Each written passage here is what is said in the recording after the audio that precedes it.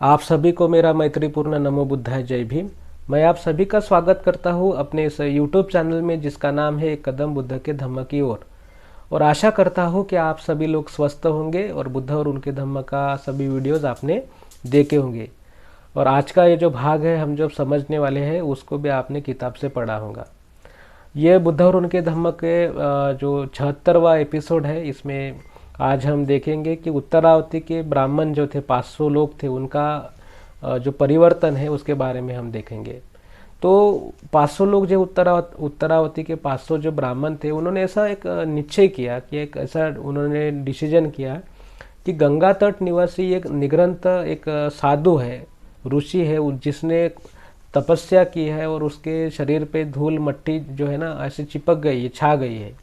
तो उसका दर्शन करने के लिए जाने का निश्चय उन लोगों ने किया।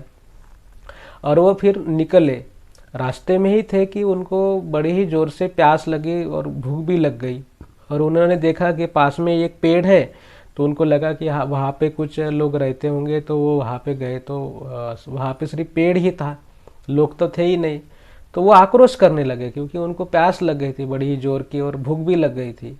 तो ये सब चीज़ें एक व्यक्ति ने देखी, तो उस व्यक्ति के मन में उनके लिए दया भाव उत्पन्न हुआ, मैत्री भाव उत्पन्न हुआ। तो उसने उन व्यक्तियों को भरपेट खाना खिलाया और उनको पानी भी पीने के लिए दिया।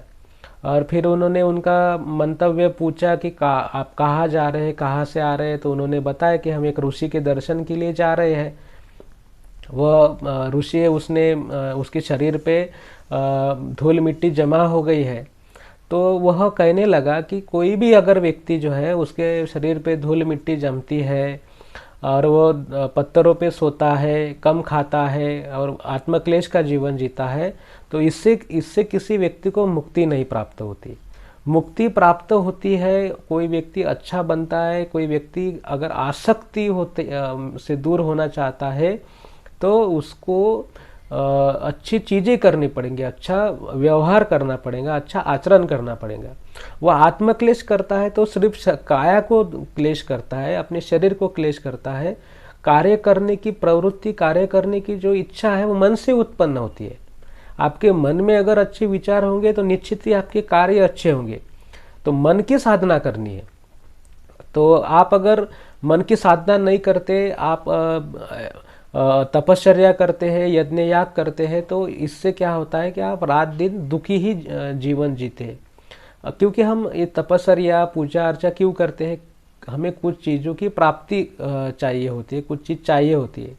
और मैंने आपको पहले ही बताया है कि जो आप भौतिक चीज़ों की प्राप्ति करने के लिए जो मनोकामनाएं करते हैं, वो चीज़ें क्या होती है, वो चीज़ें अनित्य होती है, नाशवान होती है कि नहीं, नष्ट होने वाली होती है, वियोग उनमें वियोग होता है। तो फिर हमें दुख की प्राप्ति होती है और वो कम होती है चीज़ें जो हम जिन्हें हम प्राप्त करने की अपेक्षाएं करते हैं, चीज़ें भी कम होती है। तो इसके कारण मुझे ही मिलनी चाहिए ऐसी भावनाएं व्यक्ति की होती है। इसके कारण हम दूसरों के साथ क्या प्रतिस्पर्धा करते हैं, अनीति करते हैं, अनाचार करते हैं, दूसरों को ना मिले मुझे ही मिले, इस तरह से हम मत्सर से, द्वेष से, है ना, घृणा से जीवन जीते हैं, जिसके कारण हम भी दुखी होते हैं और उस अगले वाला भी दुखी होता है। और वो चीज़ें अपने को मिले तो फिर भी हम दुखी होते हैं क्योंकि वियोग होता है कि नहीं। तो यह सब चीज़ें जो है वो व्यक्ति उन 500 लोगों को बता रहा है। उनके मन जो है सवालों के यानी उनकी धारणाएं बदल रही है, उनमें भी परिवर्तन हो रहा है। वो व्यक्ति कहता है कि जो व्यक्ति हिंसा नहीं करता, पंचशील का पालन करता है ना, चोरी नहीं करता, व्यभिचार नहीं करता, मद्य का प्राशन नहीं करता, झूठ नहीं बोलता, तो वह व्यक्ति जो है ना, उसके मन में दया भाव उत्पन्न होता है, मैत्री भाव उत्पन्न होता है। वह उसके मन में किसी को हराने की इच्छा नहीं होती, किसी को हरा के अपनी विजय घोषित करे ऐसा उसमें मत्सर नहीं होता, वो सबकी विजय चाहता है कि नहीं। तो वह व्यक्ति दुखों से मुक्त होता है, वह व्यक्ति संसार में दुखों से मुक्त होकर दूसरों को भी दुखों से मुक्त होने के लिए प्रयत्नशील होता है। इसी कारण अगर व्यक्ति का व्यवहार बदलता है, किस कारण बदलता है, उसके मन के कारण बदलता है। अगर मन बदल जाए तो सबको सब चीज़ें मिल सकती है, अगर मन ही नहीं बदले तो क्या बदला। तो हमें यह जो बदलाव है यह हमें खुद तक सीमित नहीं रखना है, यह बदलाव हमें दूसरों को भी बताना है, दूसरों में भी बदलाव लाने की कोशिश करनी चाहिए। लेकिन हम ये बदलाव लाते ही नहीं। हम क्या करते हैं कि हम अच्छा व्यक्ति किसी ने बनना चाहिए, इसके लिए हम प्रयत्नशील नहीं रहते, क्योंकि अच्छा व्यक्ति जो है ना बनने की कोशिश लोग करते ही नहीं है, इसलिए हम उनके साथ में ये बातें करते ही नहीं है। और इसके कारण जो है अनाचार अनीति बढ़ती ही रहती है। लेकिन हमें ऐसी चीज़ों को सम्मान देना चाहिए। ये यहाँ पे कहा गया है कि आप अगर अच्छी चीज़ों को सम्मान देते हैं तो उससे, अगर आप क्या कर रहे हैं कि आप बलि दे रहे हैं, आप पूजा अर्चा कर रहे हैं, यज्ञ याग कर रहे हैं, उससे तो कोई लाभ नहीं होगा। लेकिन कोई अच्छा व्यक्ति है, उसका आचरण अच्छा है, वो आपके लिए बहुत अच्छा सोचता है, उसकी क्रियाएं आपके लिए अच्छी है, तो उसके कर्म अच्छे हैं, तो उसको आप सम्मान देते हैं, तो वो सबसे बड़ा आपका पुण्य होता है। तो आप अगर यानी उससे क्या होता है कि जो मैंने आपको बताया ना, नैतिकता बढ़ती है संसार में, अच्छा व्यवहार बढ़ता है। अच्छा व्यवहार जो करेंगे तो आप उसको सम्मान दीजिए, है ना।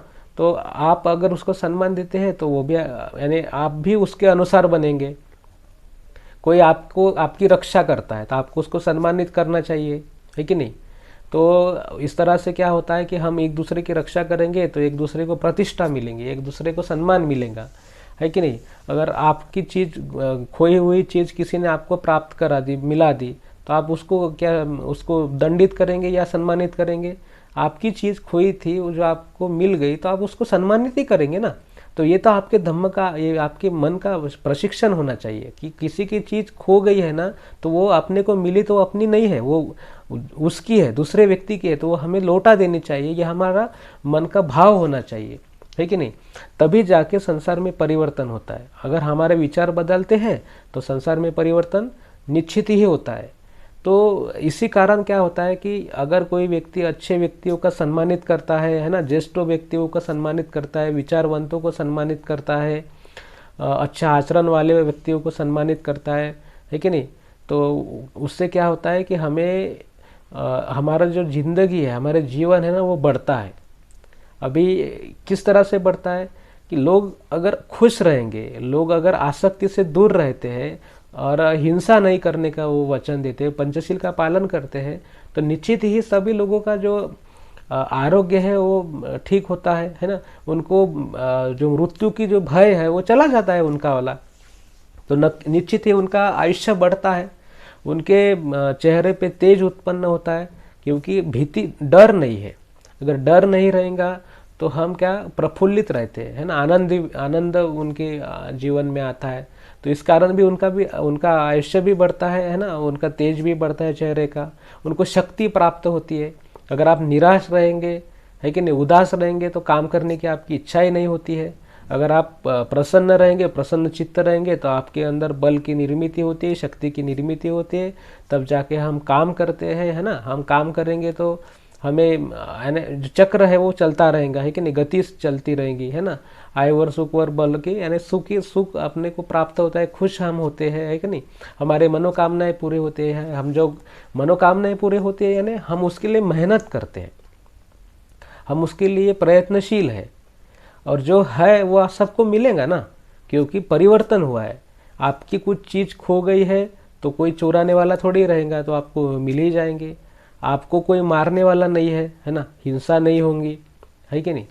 तो इस तरह से आपके साथ में कोई झूठ नहीं बोलने वाला, है कि नहीं। तो ये सभी चीज़ें जो होती है, इसके कारण हमें जीवन का प्राप्त होती है, हमारा जीवन बढ़ता है, हमारे आयुर्मान बढ़ता है कि नहीं, आयुष्य बढ़ता है, सुख बढ़ता है, हमें सुखी होते हैं, है कि नहीं। हमारे अंदर शक्ति प्राप्त होती है, हम कुछ भी चीज़ करने, जो हम ठानते हैं, जो अच्छी चीज़ें है वो करने की प्रेरणा हमें प्राप्त होती है कि नहीं। और हमारा जो शरीर है, हमारे जो चेहरे का तेज है वो बढ़ता है, क्योंकि हम प्रसन्न होते हैं। हम अनिश्चितता नहीं रहती, उसमें निश्चितता होती है कि नहीं। एक दूसरे के प्रति मैत्री भावना होती है, कोई किसी को पराजित करने के लिए प्रयत्नशील नहीं रहता, सबको विजेता करने के लिए, सबको यशस्विता प्राप्त हो, इसके लिए सभी प्रयत्नशील रहते हैं। तो यह सब चीज़ें उन 500 लोगों ने सुने, उनके मन में बड़ा ही परिवर्तन हो गया, है कि नहीं। तो वह परिवर्तन यह कोई पूजा अर्चा करने से, यज्ञ याग करने से कोई परोपकारी शक्ति आ जाएंगी जो शक्ति पृथ्वी पे नियंत्रण करती है, ऐसा कुछ नहीं है। यह हमारे मन का प्रशिक्षण है। हम खुद को समझाएंगे, हम यह अच्छा आचरण करेंगे, उस अच्छा आचरण को हम प्रतिष्ठा प्राप्त कराना चाहिए। हम उसको प्रतिष्ठित ही नहीं करेंगे। हम कि कोई अच्छा व्यक्ति अगर आचरण करता है तो उसको हम सम्मानित ही नहीं करेंगे, तो फिर उसको यानी हमारा अच्छा कैसे होगा, है कि नहीं। हमारा अच्छा कैसे होगा। मैंने आपको बताया ना, आपकी चीज़ किसी ने लौटा दी, आपको गुम गई थी, तो आपको उसको, वो तो आपके लिए अच्छा व्यक्ति हो गया ना। तो आपको भी वैसा ही व्यक्ति बनना है कि नहीं। अगर दूसरे की चीज़ आपको मिले तो आपको भी उसको वापस करना है कि नहीं, चुराना नहीं है। तो अगर इस तरह से हम एक दूसरे के साथ में अच्छा व्यवहार करते हैं तो निश्चित ही समाज में बहुत बड़ा परिवर्तन आता है, और निश्चित ही सबको जो है संसार में जो एक क्या बोलते हैं उसको, जीवन का दर्जा सब लोगों का बढ़ता है। सब लोगों के सभी चीज़ें जो है ना, अच्छी वाली कुशल चीज़ें जो है वो पूरी होती है। उनको उनका जीवन बढ़ता है, उनका तेज बढ़ता है, बल बढ़ता है, सुख बढ़ता है, निश्चित ही बढ़ता है। आशा करता हूँ कि आपको ये जो आज मैंने जो बात समझाई है और निश्चित ही आपके समझ में आई होंगी। और कुछ सवाल रहे तो निश्चित ही कमेंट्स में लिखिए।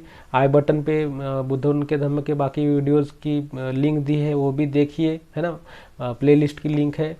और लाइक करिए वीडियोस को, शेयर करिए अपने दोस्तों, मित्रों और परिवार के लोगों के साथ में, ताकि उनको भी अच्छा आदमी बनने की प्रेरणा प्राप्त हो। वीडियोस को, ये चैनल को शेयर, इस चैनल को सब्सक्राइब करिए, बेल आइकन दबाइए, ताकि नोटिफिकेशन आपको मिले, आपका सहयोग प्रदान हो सके, सहयोग मिले बुद्ध और उनके धम्म का प्रसार प्रचार करने के लिए। अंत में आप सभी के प्रति मंगल कामनाएं व्यक्त करता हूँ और अपने वाणी को देता हूँ विराम। नमो बुद्धाय। जय भीम।